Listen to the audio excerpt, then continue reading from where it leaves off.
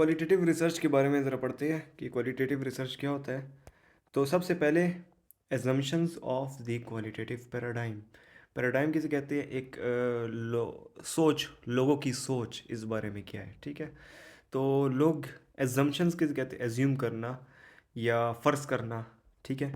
तो पहली बात कि क्वालिटेटिव रिसर्च जब करते हैं तो लोग जो होते हैं, आप एक बंदे से सवाल पूछेंगे तो उसकी सोच अलग होगी एक चीज़ के बारे में, फिनोमिना के बारे में।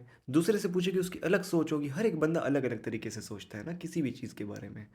तो the world consist of multiple constructed realities. Constructed means हर एक ने अपनी सोच बनाई हुई है रियलिटी के बारे में, ठीक है। तो सबसे पहली बात ये। दूसरी एजम्पशन ये है कि क्वालिटेटिव रिसर्च जो है इडियोग्राफिक है, ठीक है। टाइम और कॉन्टेक्स्ट डिपेंडेंट है। मतलब कि आपने अभी लेट सपोज 2020 में नया नया कोरोना वायरस आया था, उसके बारे में आप स्टूडेंट्स का क्या बिलीफ था। उस टाइम लोग काफ़ी डरते थे, स्टूडेंट्स भी काफ़ी डरते होंगे। तो आपने क्वालिटेटिव रिसर्च कर दी, उनकी बारे में जान लिया कि उनका उसके बारे में क्या बिलीफ है कोरोना वायरस के बारे में, ठीक है। तो अब अगर आप वो क्वालिटेटिव रिसर्च देखो तो वो आप 2025 में आप वो रिसर्च के जो रिज़ल्ट आया था उसको अब आप फिट नहीं कर सकते इस टाइम पे। क्यों? क्योंकि वो उस टाइम के लिहाज से बनी गई थी वो रिसर्च, उसका रिजल्ट उस टाइम के लिहाज के था, ठीक था, अब के लिए ठीक नहीं है। तो it is time and context dependent, idiographic जिसे कहते हैं, ठीक है। थर्ड एजम्पशन जो है, क्वालिटेटिव रिसर्च में जो है वैल्यूज़ नहीं होती। जैसे कि क्वांटिटेटिव में लेट सपोज आपने कोई चीज़ मेजर कर ली, कोई वेट मेजर कर लिया, तो या मैं मेजर करूं या आप मेजर करें, हम दोनों एक ही जैसा मेजर करेंगे, ठीक है। जबकि क्वालिटेटिव रिसर्च में मैं एक बंदे के बारे में क्या सोचता हूँ, मतलब मैंने उसे एक सवाल पूछा और मैंने उसे क्या मतलब निकाला, आप उसी से वही सवाल पूछे और आप क्या मतलब निकालेगा, हर एक बंदा अलग अलग मतलब निकालता है। तो इट इज़ जो इंक्वायरर होता है उस पर डिपेंड करता है, ठीक है। जो रिसर्चर होता है उस पर डिपेंड करता है, ठीक है। तो क्वालिटेटिव रिसर्च में ये तीन बातें। तो क्वालिटेटिव डिज़ाइंस पे बात करते हैं, ठीक है। केस स्टडी जैसे आपको पता है कि एक बंदे से, एक इंडिविजुअल से, लेट सपोज एक इंडिविजुअल वो एक केस है, तो उसे आप इंफॉर्मेशन लेते हो, ठीक है। So that is case study. तो case study complete research design नहीं है, क्योंकि इसमें एक ही बंदा होता है। रिसर्च डिज़ाइन कंप्लीट ज़्यादातर तभी होता है जब उसमें सैंपल बन जाए, पॉपुलेशन हो। इसमें एक ही बंदे से आप ले रहे हैं, तो ये कंप्लीट रिसर्च डिज़ाइन नहीं है। लेकिन क्वालिटेटिव रिसर्च में आप केस स्टडी भी डाल सकते हो, ठीक है। तो इसकी एग्जांपल एक दी गई है कि an in depth case study of the evolution of rehabilitation team roles at one inpatient facility.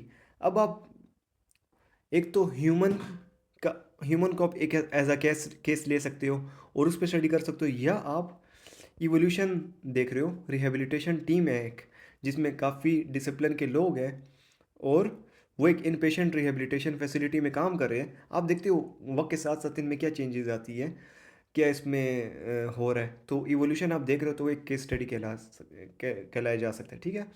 Ethnography, ethnic word जो है ज़्यादातर कल्चर और इन चीज़ों के लिए यूज़ किया जाता है।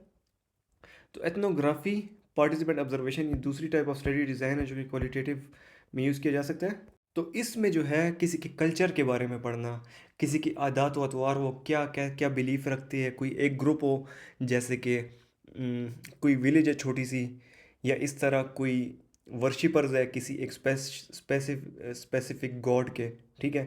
या इस तरह कोई लोग, बड़े जगह के लोग जैसे कि अमेरिकन्स हैं, पाकिस्तानी की अपनी सोच होती है, उनके अपने कल्चर होते हैं, उसके अंदर फिर अलग ग्रुप्स होते हैं, उनके अलग कल्चर्स होते हैं। तो उनको स्टडी करना एथनोग्राफी कहलाता है। ये भी क्वालिटेटिव रिसर्च के थ्रू स्टडी किया जाता है। एक रिसर्चर, क्वालिटेटिव रिसर्चर जब स्टडी कर रहा होता है तो क्वालिटेटिव रिसर्चर के लिए ज़रूरी है कि वो उस ग्रुप का मेंबर ना हो। अगर वो उस ग्रुप का मेंबर होगा तो उसे सब कुछ नॉर्मल लगेगा। जबकि अगर बाहर आउटसाइडर आके उनको देखेगा, उनके कल्चर को देखेगा, तो उसको थोड़ा स्ट्रेंज लगेगा। जैसे अब अगर मैं पाकिस्तान में हूँ, मैं अगर लंदन या अमेरिका जाऊँ तो मुझे उधर जाके कल्चर शॉक हो सकता है। मैं उधर का कल्चर देखूँगा, हमारे वाले कल्चर से बहुत ज़्यादा अलग होगा, तो मैं थोड़ा सा शॉक में होगा कि व्हाट इज़ हैपनिंग, ठीक है। तो आउटसाइडर को जो है बाहर की चीज़ अलग लगती है, वो अलग पर्सपेक्टिव से देखता है, और जो अंदर का बंदा होता है वो उसे अलग पर्सपेक्टिव से देखता है। तो रिसर्चर जो है उसको आउटसाइडर होना चाहिए, ठीक है। तो इस एग्जांपल वही दी हुई है, participant observation to develop an understanding of the functioning of contemporary rehabilitation team. अब जो रिहेबिलिटेशन टीम की जो एग्जांपल पहले दी गई थी, एक फैसिलिटी में रिहेबिलिटेशन टीम है, वो कैसे फंक्शन कर रही है, उसको अंडरस्टैंड करना कि वो कैसे काम करे आपस में। अगर वही रिहेबिलिटेशन टीम का बंदा अगर रिसर्चर हो तो उसे सब कुछ नॉर्मल लगेगा, जबकि बाहर का बंदा हो वो उसे अलग तरीके से देखेगा। तो पार्टिसिपेंट ऑब्जर्वेशन होगी, बाहर का बंदा आके देखेगा और अंडरस्टैंड करेगा कि वो कैसे काम कर रही है। फिनोमिनोलॉजी, फिनोमिनोलॉजी फिनोमिनोलॉजी या अब आप फिनोमिनन को स्टडी करना चाहें, ठीक है, जैसे कि वो रिहेबिलिटेशन टीम है, वो लोग वो कैसे एक्सपीरियंस करते हैं रोज़ाना की उनकी जो लाइफ है वो कैसी है, तो उसको जब आप स्टडी करें तो वो फिनोमिनोलॉजी कह रहे हैं, फिनोमिनोलॉजी, हाँ वो कहलाएगा। तो जब आप ऐसी स्टडी करेंगे तो आप जो है वो जो बंदा जिस पे स्टडी कर रहे हैं उसका जो व्यू है उस तरह आप देखने की कोशिश करेंगे। आप अपने आप को ऐसे समझेंगे कि मैं वो बंदा हूँ तो मैं कैसे सोचूंगा, ठीक है। तो आप उसके व्यू ऑफ द वर्ल्ड से देखेंगे, ठीक है। ग्राउंडेड थ्योरी, ग्राउंडेड मतलब पोशीदा, ठीक है।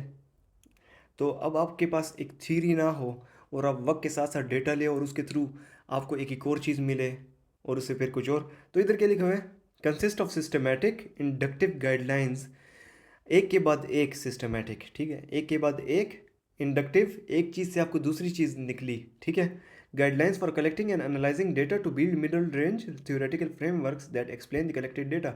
अब आप आपके पास जो है, अब मैं इधर सबर पहले एग्जांपल बता देता हूँ।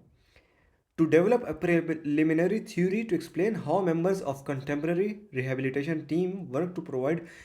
अब आप रिसर्च करना चाहते हैं कि ये लोग लेट सपोज रिहेबिलिटेशन टीम है बहुत अच्छे से कॉस्ट इफेक्टिव तरीके से काम कर रही है, तो मैं जानना चाहता हूँ कि इसके पीछे क्या रीज़न है जिसकी वजह से कॉस्ट इफेक्टिव और हाई क्वालिटी केयर दे रहे हैं पेशेंट्स को, ठीक है।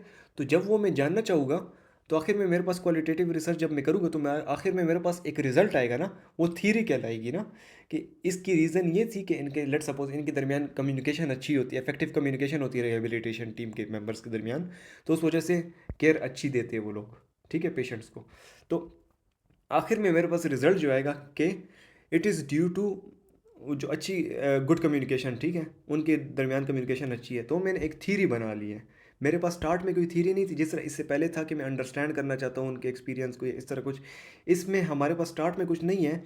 आप जाओगे उधर, उन लोगों को देखोगे कि वो क्या कुछ करते हैं, आप एक सवाल पूछोगे उससे आपको दूसरा सवाल मिलेगा, उस दूसरा सवाल पूछोगे तो आपको आखिर में पता चलेगा अच्छा ये कम्युनिकेशन इनके दरमियान अच्छा है जिसकी वजह से हो रहा है।